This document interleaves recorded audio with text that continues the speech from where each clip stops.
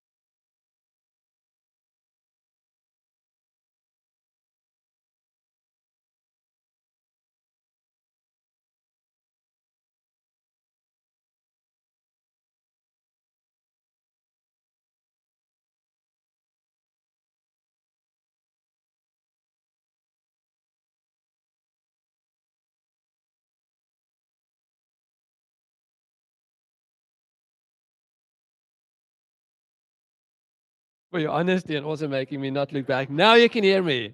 Can you hear me at the back? Is there anything that's important that you missed? The thing that you missed is that we are here to celebrate the success of our January intake. And as students, on behalf of our students, we want to tell you as visitors and as guests, you are so welcome here. What you might have missed is that I recounted to you the history of AIMS and that today is a recognition of achievement ceremony and not a formal graduation ceremony. So AIMS teaches two streams in its Masters for Mathematical Sciences program. And the students who are being recognized today would have taken two suites of courses. Compulsory courses, which relate to mathematical problem solving, statistics, etc. And then there are elective courses, which range from algebraic biology to topology to reinforcement learning to extremely state of the art and very innovative courses. There's also a mix. Students from both streams might take fluid dynamics, for instance, or geofluids, or something that's got to do with sub-Saharan climate change, or mathematical topics that I don't actually understand, even though I pretend to. We have grown. So AIMS is currently at capacity. At its peak, every bed in the center is filled. So lastly, to all our representatives again from our partner universities, thank you very much for your support. I do want to recognize all our lecturers. And today we have a number of them in our midst. Our visiting lecturers make AIMS a success. Prof. Julia Montero, thank you so much for coming again. Prof. Hidetoshi Masai, thank you so much for being here again and supporting AIMS. Prof. Eric Adriantiana, I don't know if you online. Thank you so much. Tom Denton, who's with us all the way from Silicon Valley, and Yunus Mansai from Kenya. Shumshadeen Mohammed is not here, thanks to Home Affairs. I can Idris Dulmanim from Pretoria. Are you around? Currently, there are 7 visiting lecturers who are teaching courses at AIMS, and this is typical to any block that is being taught at AIMS. So you represent the host of volunteers who have come over the last 22 or 23 years to make AIMS and the AIMS students big successes. In Nelson Mandela's famous words, education is the most powerful weapon which you can use to change the world. Our visiting lecturers, and I dare say also our teaching assistants, you embody those words in every sense of the word. To our AIMS staff, on behalf of our students, thank you so much. Staff, you operate as one team, and AIMS wouldn't be AIMS without you. You make the student experience a uniquely immersive experience, and I'm sure the students would thank you in person. And then lastly, friends and family of AIMS, all the parents who are here, uncles, grandfathers, grandmothers. Today would not be possible without you. Sometimes your children called home and they were crying and you could not understand what they were doing here. The most accurate description that I've ever heard of AIMS was from an AIMS alumni, which said AIMS is a bit like a monastery for mathematics. Here, our students live in the same place where they are taught, in the same place where the lecturers live, in the same place where they graduate. They eat breakfast, lunch, and dinner together. They socialize with the lecturers. They get mentored 24/7. And I do want to say 24/7 is very much part of our fabric. And I see some people laughing, but it's true. I have seen tutorials run very late into the evening. I have walked into the labs at AIMS at 10 o'clock on a Saturday night, and no student was on Facebook. All of them were working. I thought this is very surreal, students, but it's also very, very, very special to see the work ethic that all of you are putting in. So students, lastly to you, we are immensely, immensely, immensely proud of you. We've seen the extraordinary dedication that you've put in over this year. And today is your day. You've worked extremely hard. When I started my first grad job, there was a slogan on the intranet when intranets were just invented in like the early 2000s. And the slogan for this company's intranet was, the human mind, once it is stretched, can never regain its original dimensions. And they say it at every recognition ceremony. The human mind, once you stretch it, can never ever regain its original dimensions. And over the last year, your minds have been stretched in every possible way, academically, culturally, in terms of work ethic, in terms of performance, delivering, socializing, and having a great time. The program that you finished is not for the faint of heart. So, on behalf of all the staff at Ames, I really, from the bottom of my heart, want to congratulate you. And we are incredibly proud of you. So now I unfortunately don't have a program in front of me, but I would like to invite Professor Karen Therese Howell to the stage and then our students so that we could actually recognize your achievements. Karen.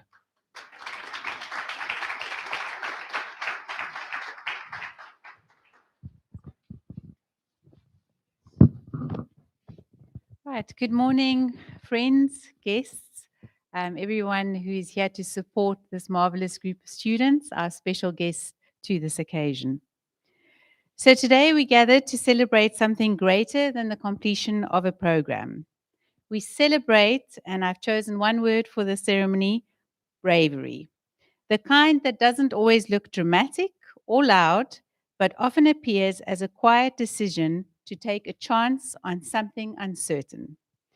Many of you came to Ames because you received an offer that, let's be honest, looked a little good to be true. May we go as far as saying a scam? A fully funded scholarship in Cape Town, accommodation, a year of intense training surrounded by world class academics. For some of you, it truly did feel like an email that you should treat with suspicion. And yet, you were brave enough to say yes. But the courage didn't stop with arriving here. Bravely also looked like learning to program in Python, for some of you for the very first time, even if you had never written a single line of code before. It looked like tackling topics you weren't immediately interested in, but approached with discipline because you understood that growth often lives just beyond comfort. And bravery looked like learning to live in community, sharing space, culture, frustrations, celebrations with people from all across Africa. It looked like learning to disagree respectfully, to understand perspectives that are different from your own, and to live together in peace. That kind of social courage will serve you later in life. If there is one message I hope stays with you, it is this: opportunity rarely arrives wrapped in certainty. Most of the time, it comes disguised as risk, discomfort, or something you've never tried before. Sometimes it even looks like something you might decide to delete from your inbox. Bravery also means refusing to self sabotage. It means not talking yourself out of the very things that could change your life. It means taking the steps before the outcome is clear. And no, not every opportunity will work out. Some risks will lead to breakthroughs, others will lead to lessons, but every single one will move you forward. And as you move forward, remember this: today you join one of the most powerful alumni networks on the continent, and I dare say the world. An Ames alumni community with representation and links to scientific bodies, research groups, universities, tech hubs, institutions across the world. Wherever you go, you will not go alone. You step into a family that is global, accomplished, and proud to welcome you. Look at where your courage has already led you. You are graduating from Ames not because everything was easy, but because you kept going. Through the problem sets, the long nights, the bugs in your code, the new concept, the difficult collaboration sometimes, the moments of doubt, and the moments of breakthrough. And still, you rose. As you step into the next chapter, I hope you keep saying yes to the opportunities that stretch you. I hope you walk into intimidating rooms with the confidence of someone who has already done hard things and succeeded. And I hope you continue choosing bravery over comfort, curiosity over fear, and possibility over hesitation, because your journey to Ames has already proven this. You are braver than you think and capable of more than you know. Congratulations to the AIMS graduating class of January 2025. I'm immensely proud of you. It's been an absolute privilege to be your academic director and to get to know each of you. Before I close, I think it's also important just to acknowledge my tutoring team who have been phenomenal. Thank you for all your guidance and support to the students throughout the year.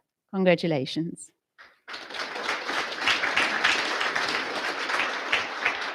Okay, we now proceed with the conferring of the certificates.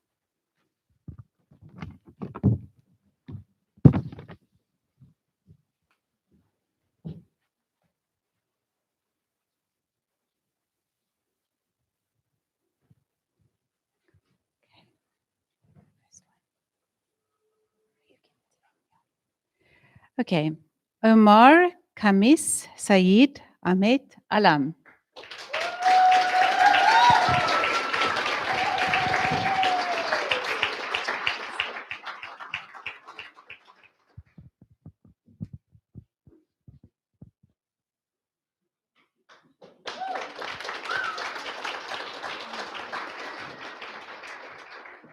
Sophie Mashashane Huahla.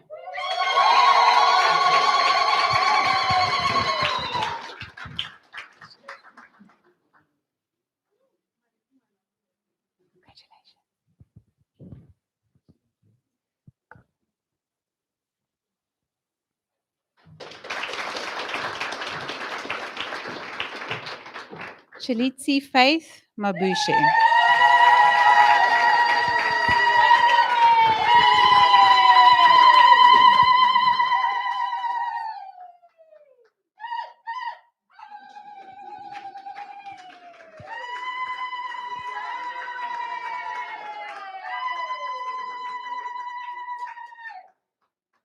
Dean Malan.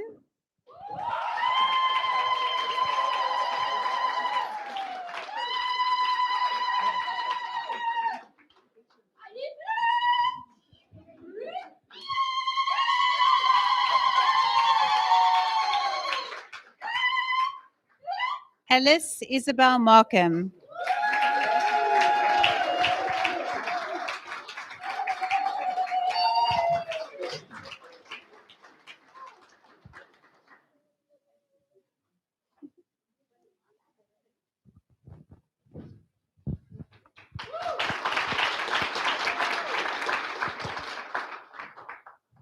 Khotatso Madungwa.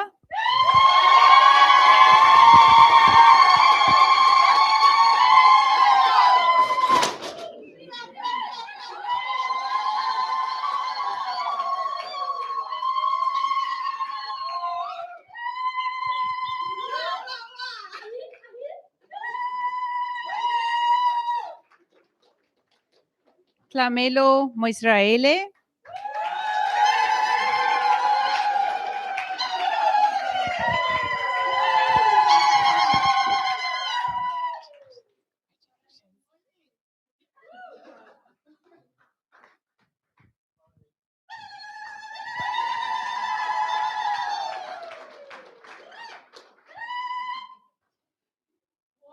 Patience Sebele Mokhose.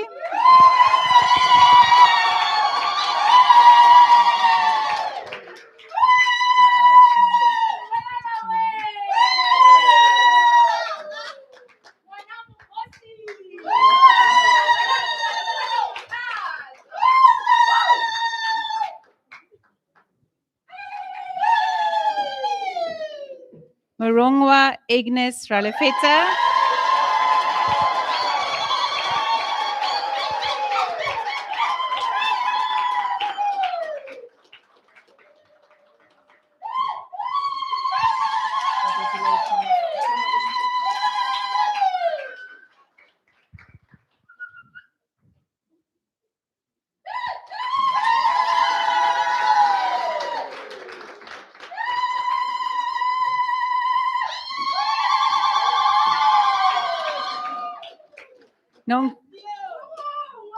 Nonkolisa Tobeka Wundla.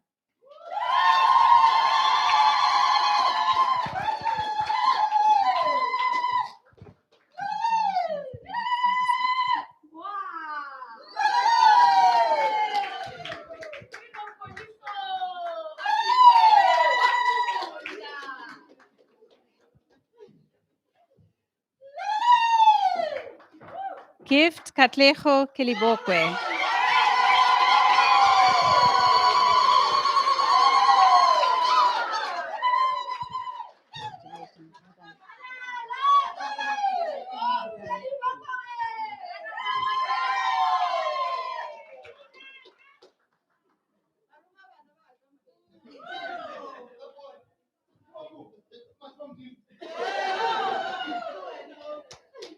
We'd like to acknowledge the following students graduating in absentia.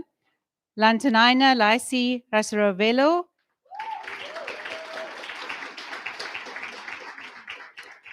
Dishanan J. Prakash, Misho Theophilus Nakanyani, Nkateko Punsha Archibald Mapungane.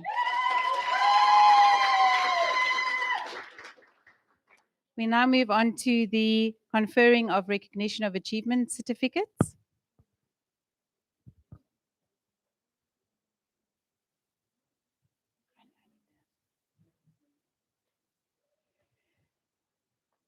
These awards are awarded for academic excellence.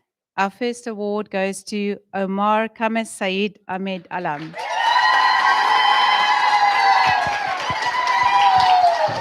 Well done, well deserved.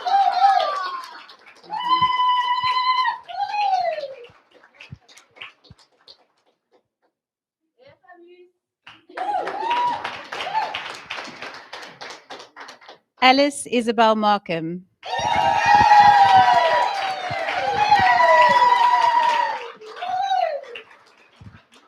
So well deserved.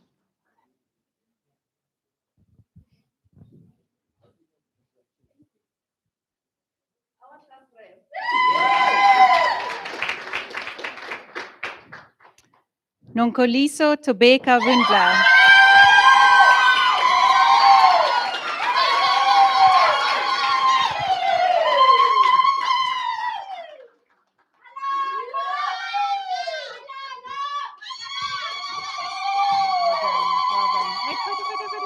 Well done, well deserved. Well done.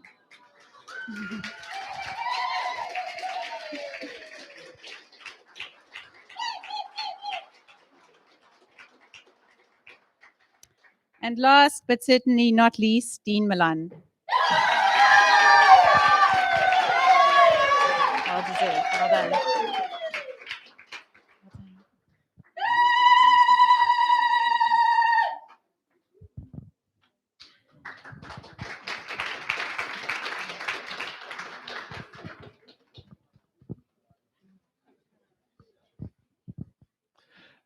Thank you very much, Corin. We'd like to turn to our students now, and there are two students who are going to address us as an audience.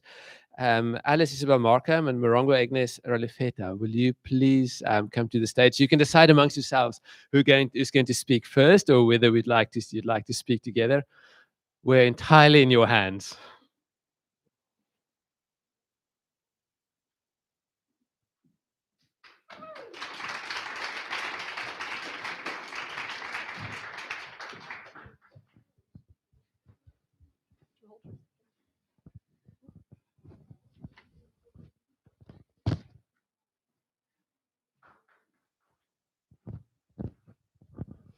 All right, let's talk numbers.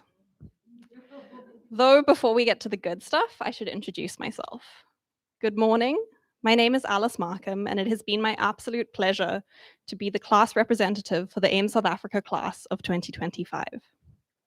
About a month into my research, my supervisor told me the following: when climbing a mountain, one should stop and admire the view. Each of you is climbing your own mountain with your own unique path. But today, I'd like to invite you to reflect on the path that we have shared together. Now for the numbers. 357 days ago, we received an email titled Conditional Acceptance, AIM South Africa January Intake 2025, from a now very familiar email address. I don't know where Naomi is. We were excited. We were intimidated by the year ahead. This was base camp. 323 days ago, The first of the January intake started to arrive in Muizenberg.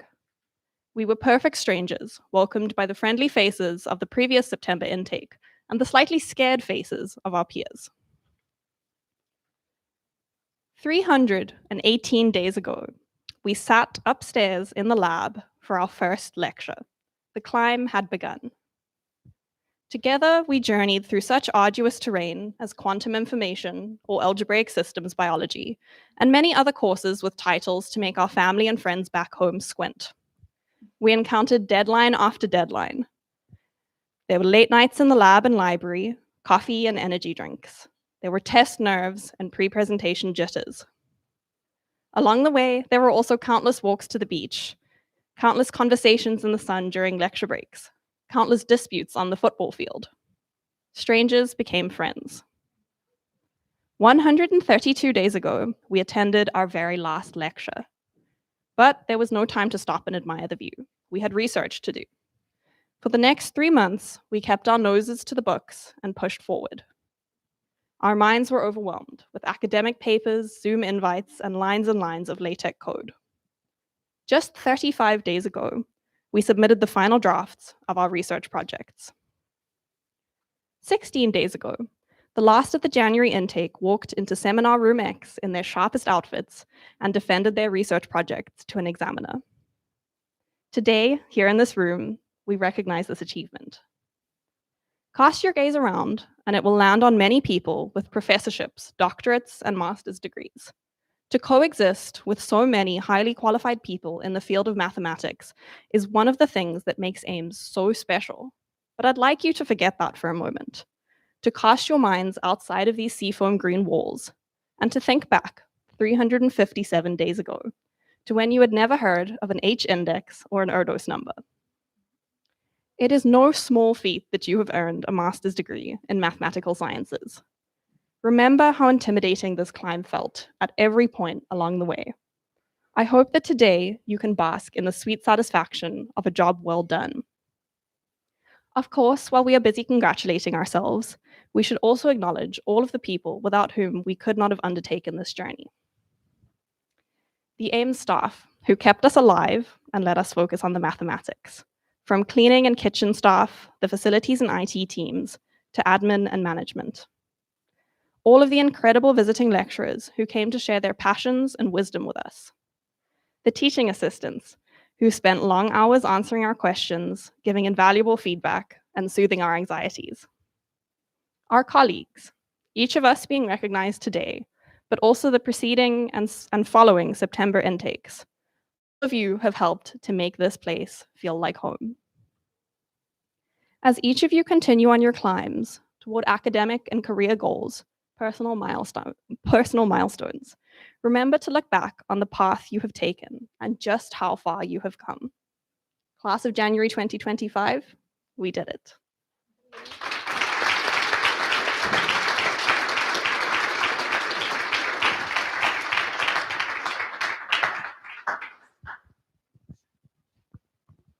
Thank you, Alice.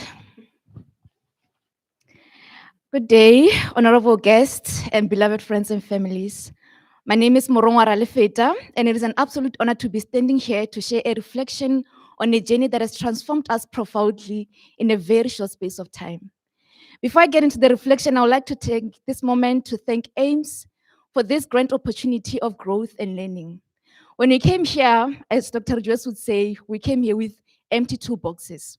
Today, we are living here with boxes that are a little bit heavier, with degrees, ability to communicate our science, and also to solve problems that are pressing our communities. When we first arrived at AIMS, our academic director, Ulrich, said to his welcoming speech that the motto that we live by here at AIMS is embrace and enjoy. And at that moment, I sat alone and I thought to myself, how is that possible in an environment but to be so intense? During the first block, the majority of us were already crying, and plans of returning home echoed through almost every corridor. As the second, the third, the fourth blocks passed, each with different courses, we took on courses that we have never done before, and we felt as though we had to master them in just 3 weeks. You can imagine the pressure that we felt. Somehow, we kept going. What once echoed as despair in the corridors became whispers of, how do we get this done? Looking back now, I realized that even though we did not know it then, but those were the moment we truly embraced this experience. AIMS is a remarkably diverse environment. Dare I say, there are few that are like it. Each individual brings a unique personality, just as in an environment. Some personalities could be challenging, some seemingly impossible to accommodate. Yet, in spite of that, we made it work. Some of us made friends who will probably last a lifetime. We shaped each other in ways that we can never realize.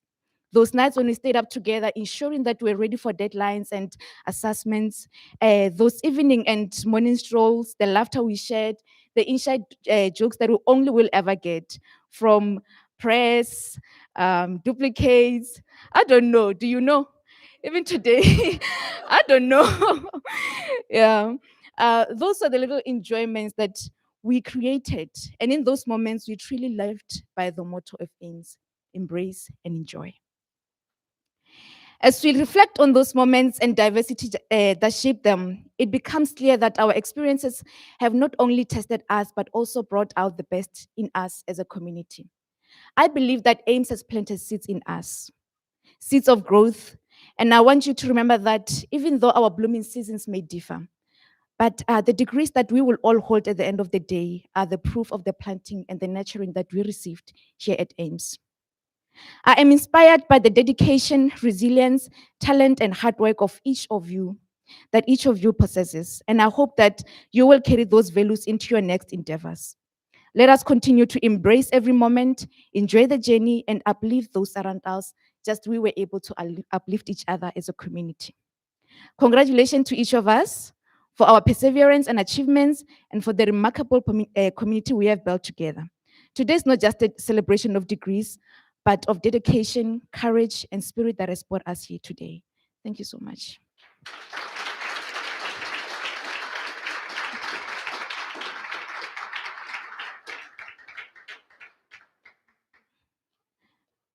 Okay. What's next is maybe we can elevate a bit, clap a bit.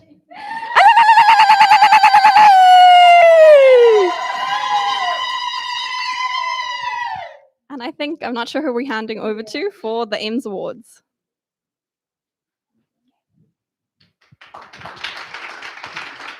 Thank you. Professor Karen, would you like to come to the stage again and talk us through some of the additional awards?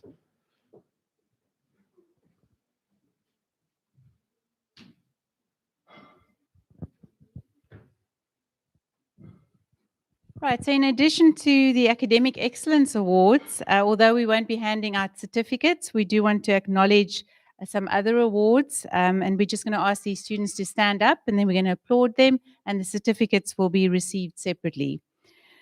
These are Science Communication Leadership Recognition Awards. So just to give some context, the Science Communication Leadership Awards are presented to graduating students who participated in and completed the 3 phases of the Africa Scientific Program, delivered in partnership by AIMS South Africa, House of Science, and African Gong. This transformative capacity building program equips our students with essential skills to communicate science effectively with broader audiences. Phase 3 of the program tasks students with developing science outreach projects to share their mathematical knowledge and address societal challenges in the Muizenberg community and the surrounding townships. All students who complete their projects receive a Leadership Award certificate and a letter of commendation to support their professional and academic growth beyond AIMS, honoring their commitment and inspiring others to follow in their footsteps. We proudly acknowledge the following students who have successfully delivered their Phase 3 science outreach projects. And I'm going to ask the students to stand. Morongwa Ignis Ralefeta.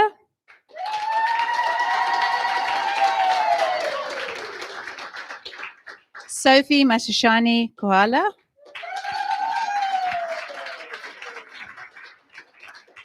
And we're also going to acknowledge Mr. Simi Okonowu, who I'm not sure if he's here, but we'd also like to acknowledge that he has completed Phase 3.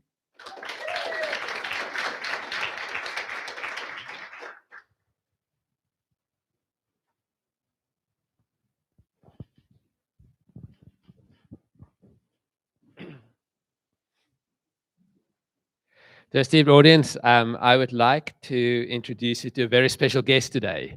It is someone who is and has been part of the AIMS community since before the AIMS community started. He is a member of the AIMS Council. He is an AIMS trustee. His signatures are on some of the original documents to see this institute up and running. He has been interim vice chancellor for the University of Cape Town. He's a professor emeritus at the University of Cape Town. He has a PhD degree from the University of Cambridge. He has held postdoctoral positions across the world, including UCL. He is part of most of the South African mathematics boards. He has served as the head of the applied mathematics department at UCT. He has been dean of the Faculty of Science. If you have read books called Plasticity, Mathematical Theory, and Numerical Analysis, or if you've read a book called Introduction to Functional Analysis with applications to boundary value problems, you know exactly who I am speaking about. It's a great privilege to introduce you to Professor Daya Reddy, who is going to deliver students your commencement speech. Daya, thank you so much. And also, before you come to stage, just want to say on behalf of AIMS and from the bottom of my heart and our hearts, we see and acknowledge you. We see your hands in most of the bricks and the foundation that are laid in AIMS. We see your hands on the roof of AIMS, the governance and the structure that keeps this place dry and windproof. And AIMS wouldn't be where it is without your continuous involvement and all the care that you give. Thank you so much.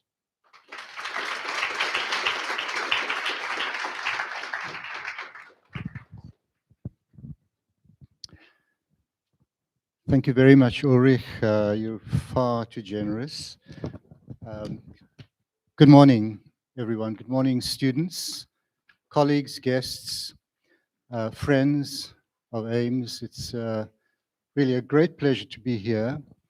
And let me say, such a privilege to be able to address you at this really special occasion, one at which we recognize and celebrate your wonderful achievements, students, graduands, I'll call you, since you will still be graduating. My warmest congratulations.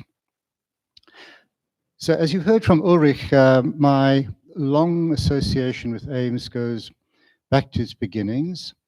That's more than 20 years ago. And you know, 20 odd years later, I still marvel at what the Institute has achieved, what the network, now comprising 5 institutes, has meant for Africa, what it means for Africa.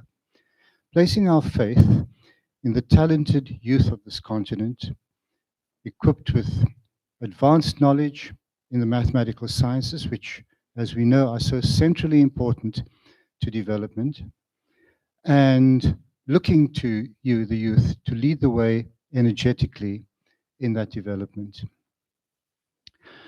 It's actually very appropriate that we do in fact look to our young people to lead the way.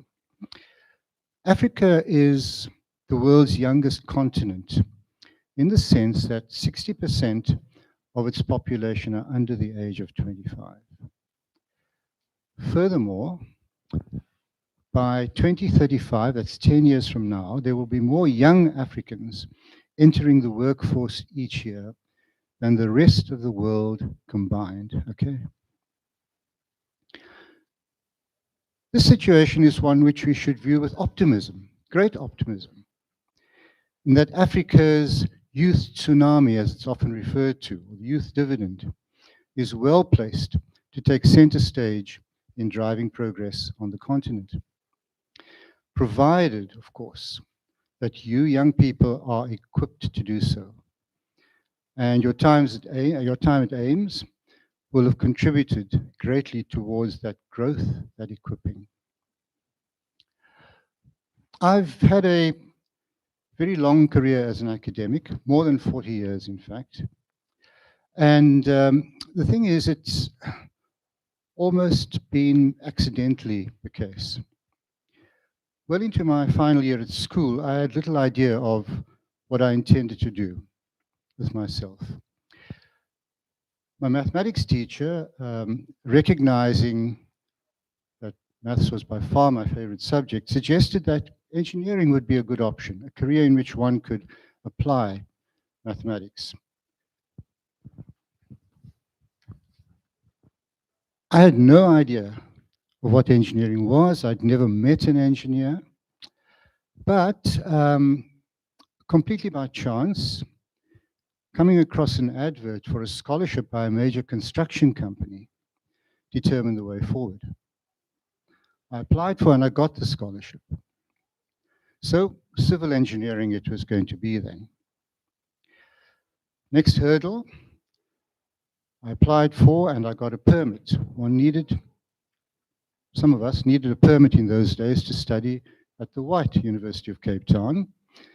Permission for which was duly granted, as the University of Indians, Durban Westville at the time, which I would have been constrained to attend, did not offer engineering. They did so very soon afterwards. Fast forward now to my fourth and my final year, by which time I was all set to work as an engineer. There was the bursary obligation, but in any case, I found the prospect of design and construction to be quite appealing. I'd enjoyed my studies. However, sometime late in that final year, I happened to come across another ad for scholarships, this time for postgraduate study, offered by a major South African chemical company. The poster said it was up in the civil engineering department. It directed those who were interested to the departmental secretary, from whom it stated forms and other information could be obtained. So I went to the secretary's office, I asked her for the forms, and she searched for them, and she couldn't find them. She said, well, you know, I can't find these. Just hold on. I'll ask Professor Martin, who is the head of department, if he knows where these are. She popped into his office, and she emerged, and so did he. And he said to me, oh, you'd like to undertake postgraduate study. Well, come inside, let's have a chat about it. After a longish chat, he ended up advising me that I should consider studying abroad in a department at an institution with a strong research profile, acknowledging that research, certainly at that time in engineering, was somewhat embryonic. So I took his advice and I applied for scholarships for study in the UK, the United States. This was the first significant form of guidance from a man who would become later on a major influence in my life and career, late John Martin. So I went to Cambridge. A few years later, when the PhD thesis was almost done, I started applying for jobs, and I received an offer of appointment from a university in the UK. But I decided, to the great surprise of many back here, to return to South Africa and to UCT, where I had also applied for a lectureship. Another significant turning point in that John Martin, together with Professor George Ellis, who was at the time head of the Applied Mathematics Department, noting my interest in working at the intersection between engineering and mathematics, approached me about the prospect of a joint appointment in the two departments. And this I accepted with alacrity. George Ellis was also to be a major influence in my life and my career. So later on, the guidance from these two mentors about my intention to move in a rather dramatically different direction led me to devote a serious amount of time in my early years as an academic to bolster my mathematical background. I essentially took time out from research and other activities. The reason being that civil engineering was certainly at the time the spottiest, shall we say, mathematically amongst all the engineering programs. The flexibility that my two heads of department showed their support, their encouragement allowed me to redirect my energies in this way with confidence and to pursue a particular line of research which I was going to do for the next decades, in fact. Eventually, I moved to applied mathematics full-time, though I always, to my great advantage, maintained very strong links with engineering.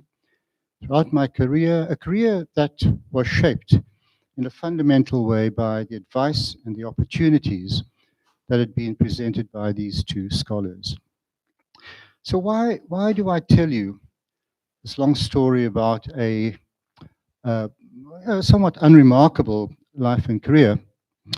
Well, I've often asked myself this question: how would things have turned out had my curiosity not been aroused by these chance encounters with scholarship notices for undergraduate study in a particular professional discipline that I knew nothing about, and later for postgraduate study? And what would the path have been had I not had the good fortune to be guided in the way that I was? So my first point is about being prepared to grasp opportunities as you struggle to find the shape and the direction of your futures. Note the life-changing influence of mentors. And to the more senior amongst us here today, take note of the immense responsibility that you have and the impact that you are able to make on young people's lives. Having said that, by the way, a mentor is not necessarily a grizzled old specimen. Both of my mentors were very young. They were appointed professors when they were in their mid-30s. And around the time when I encountered them in the way that I described earlier, they were around 40 or so, very young. You graduates don't have to wait for anything. You are probably already called upon to be mentors, to be guides, and you should be open to doing so, whether to younger siblings or undergraduates or those who are in high school who are looking for some direction. So really embrace that. And in contemplating your own options, ask yourself, well, what is the inner drive? Be deliberate in your decision making, but be open to serendipitous opportunities, which may take you in quite surprising directions. Speaking of serendipity, which is an unplanned, fortunate discovery, had I not followed up on that ad, had the secretary not approached the head of department for the details that she could not find, had he simply said, oh, here are the forms, where would this have led?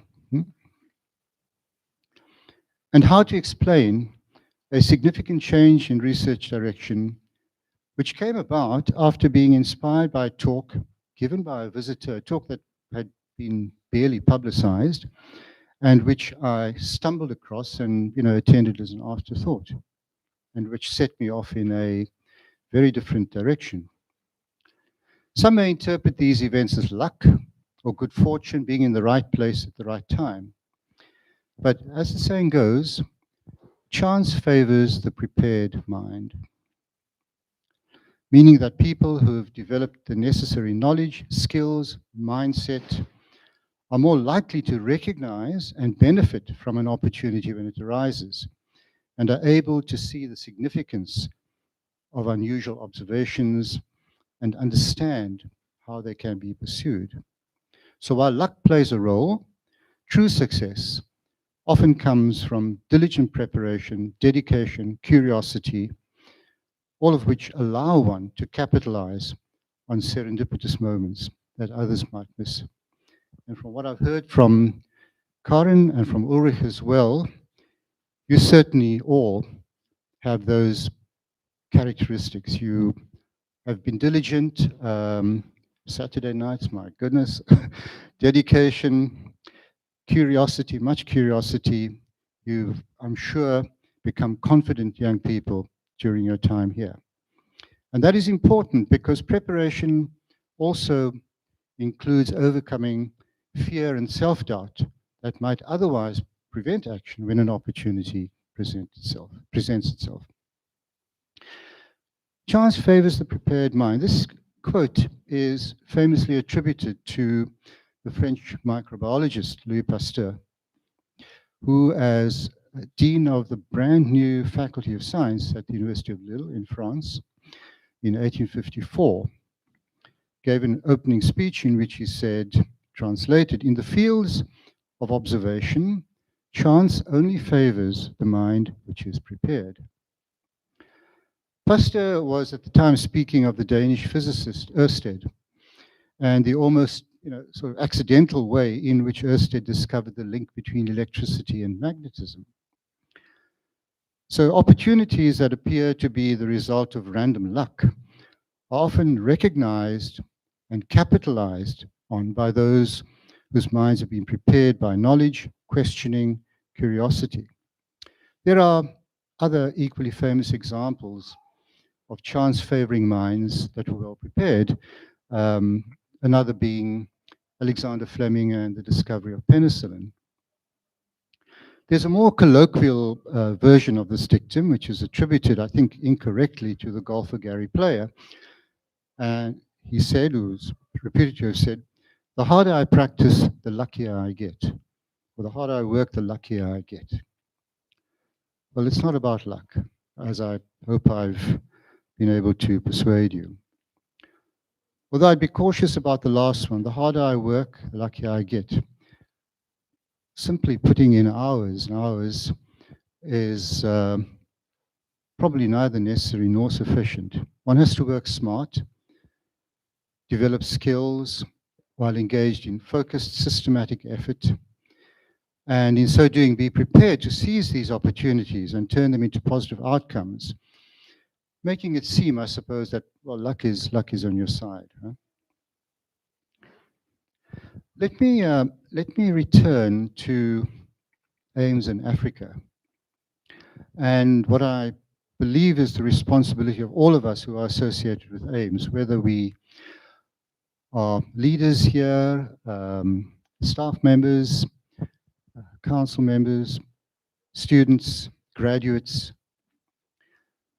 Note the motivation for establishing AIMS, which is to grow talent in Africa, which can lead the way to development on the continent.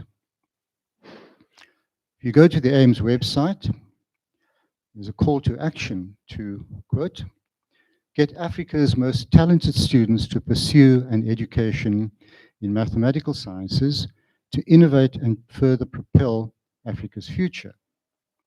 And continues, "We enable the continent's youth to shape the continent's future through science, technology, engineering, and mathematics, STEM education, through training Africa's next generation of leaders." So we all have a responsibility to live up to this call to action. And there's a myriad of ways in which you, young people in particular who are part of the youth tsunami, can contribute towards shaping the continent's future. It's good to follow your dreams. Some of you will pursue opportunities elsewhere in the world, no doubt. I encourage you to fly. Many of our graduates have done so. And still, more than 70% of AIMS graduates have remained in Africa or have returned to Africa after further study abroad. So I look forward to learning in due course about your successes and also about the connections with Africa, which I hope you will maintain in whatever way, and about your contributions towards addressing the continent's challenges and ensuring its future prosperity. So again, congratulations to you and thank you very much.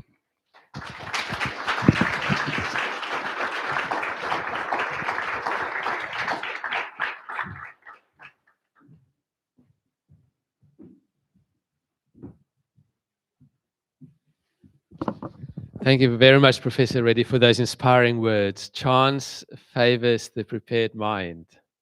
We're also reminded that Our journeys are not our own. Our successes are mostly and often due to the support we have around them. Secretaries, people who fill in paperwork for us, who encourage us, who follow up.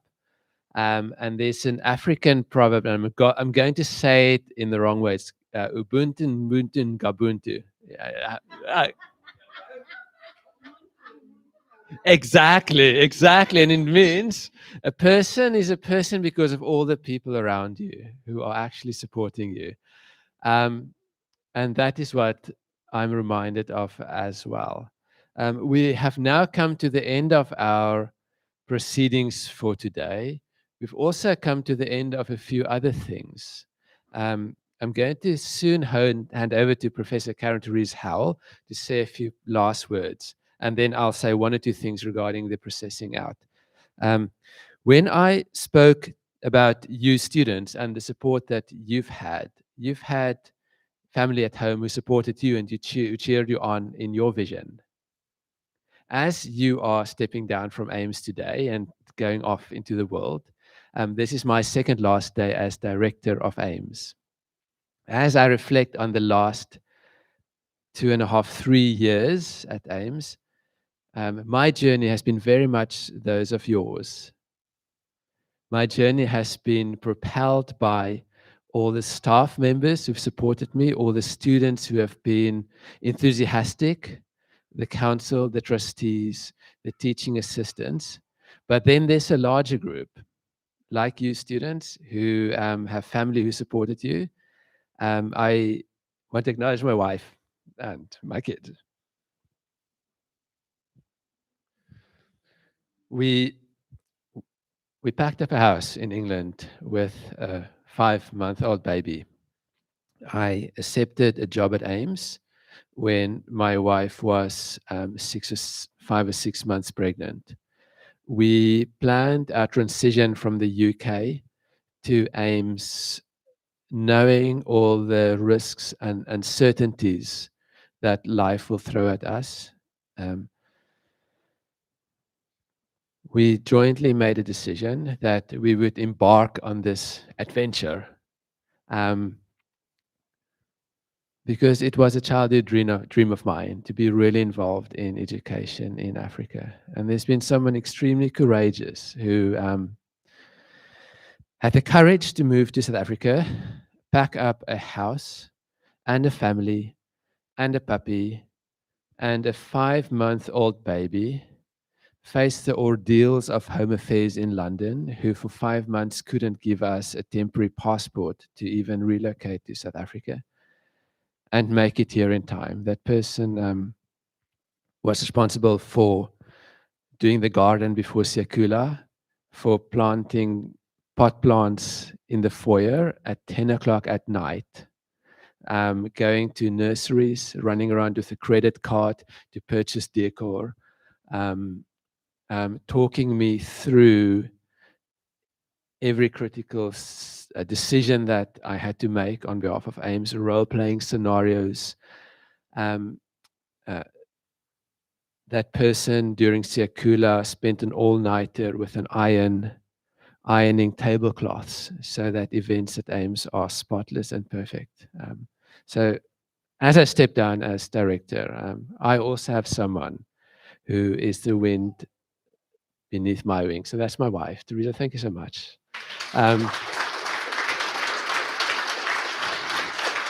AIMS wouldn't be AIMS. AIMS wouldn't be AIMS without the staff, the students, the money, the funders. But then my parting wish for all of you as students is advice that my cousin gave me. And she said one thing. She says, in life, marry someone who loves you, who's going to stand by you. And you're going to make many choices in life. You're going to make academic choices. Then you're also going to make personal choices. And my wish for you is that your personal choices would be great. That your personal choices would be the best choices that you ever make. That your personal choices would be choices of mutual sacrifice. And that the personal choices that you make would be the choices that that would make you proudest in life. So thank you very much.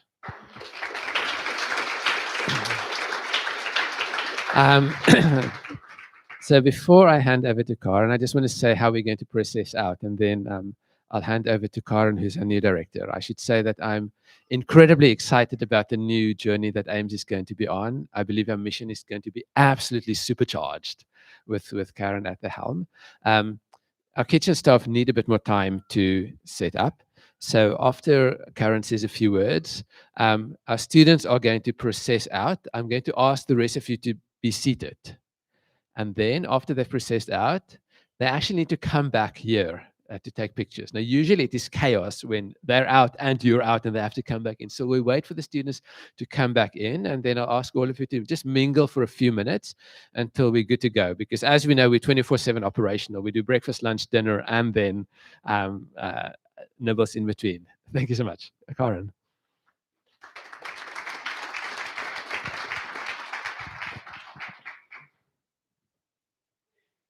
Okay, thank you, Ulrich. So I would like to say a few words on behalf of AIM South Africa and the staff. So today we extend our deepest appreciation to our Executive Director for his exceptional service to AIMS over the past 3 years. His leadership has been far more than administrative.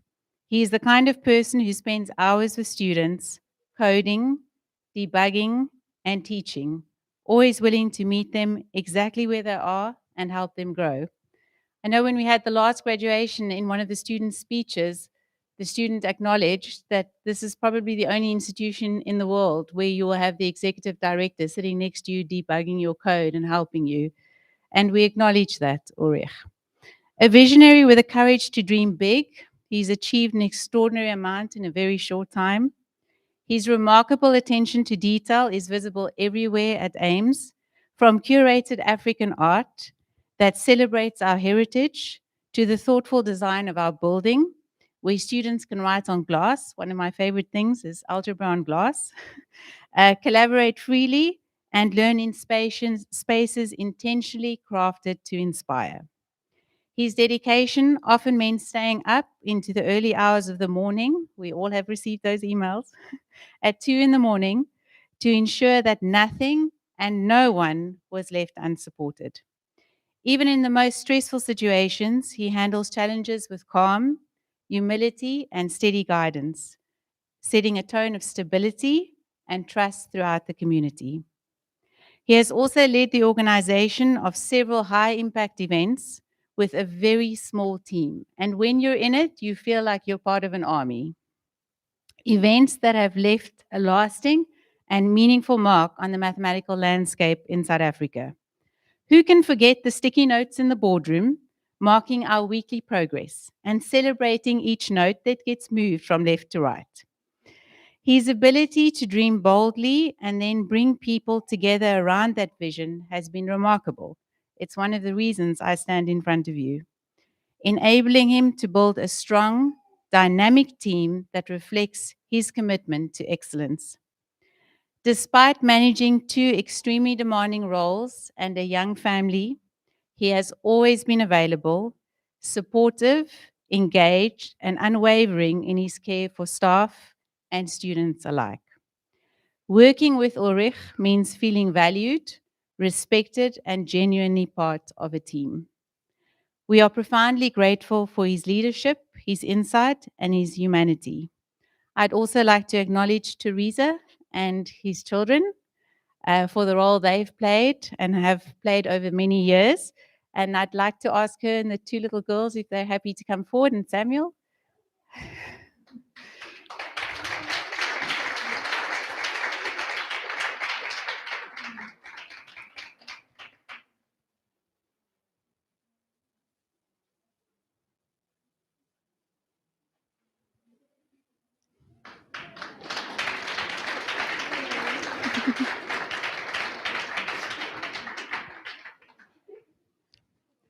So thank you, Ulrich, for everything you have built and everything you have inspired. We'll keep the ship afloat and do so proudly. We are very grateful for everything. I'd like to ask everyone, students and staff, friends and family, to stand and to applaud for Ulrich.